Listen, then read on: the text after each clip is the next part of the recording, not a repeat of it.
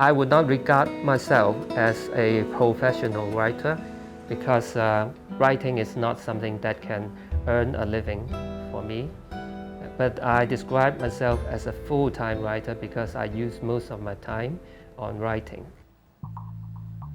Since publishing his works in 1992, Dung Kai-cheung has won praise from his peers and readers from Hong Kong and abroad. Just last year, the author's translated copy of Atlas, The Archaeology of an Imaginary City, won the Science Fiction and Fantasy Translation Awards in the United States. Dung Kai-cheung regularly writes about his native Hong Kong on topical issues like urban renewal, where older neighborhoods are torn down to make way for new buildings. Two of my recent novels, in the book called Histories of Time, there is already a group of young people who is fighting against this rebuilding of old districts. And in the more recent one called The Age of Learning, it is also a major theme in the novel. The sequel to The Age of Learning was published recently.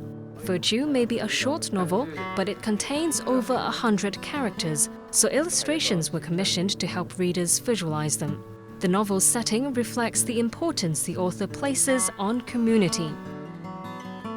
I grew up in Shamshui-po. The area was very vibrant and lively.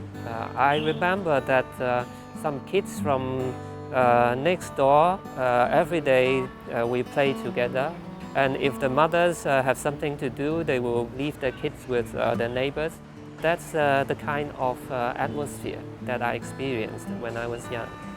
In our society, what we value more now maybe is the value of the property rather than the quality of living itself. The author invites his readers to ponder those issues through his books and plays.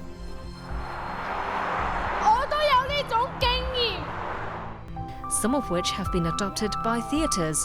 And while Dong's works have its mark on drama, the performing arts have also influenced the way he writes.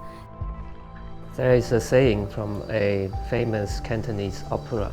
It goes like this: to write as true as possible, and to write as deep as possible.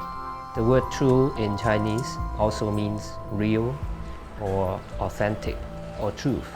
So this is the most important thing that I'm after in writing. Dong looks to other writers for inspiration. Recently, the author that influences me most is the Japanese novelist Oe Kensaburo. His novel is very concerned with the condition of society, or with politics, and with the literary art itself. I am also influenced by Italo Calvino or Borges in terms of the imagination that they expressed. The writer has also been a strong advocate of developing a reading culture in Hong Kong, including by helping set up the city's first literature museum. The only big public occasion for literature is the Hong Kong Book Fair, but there's a need for literature to be promoted to more people. The major inspiration is that such a creature as I exists in Hong Kong, so it is not impossible that in Hong Kong you devote your time, your life to reading and writing.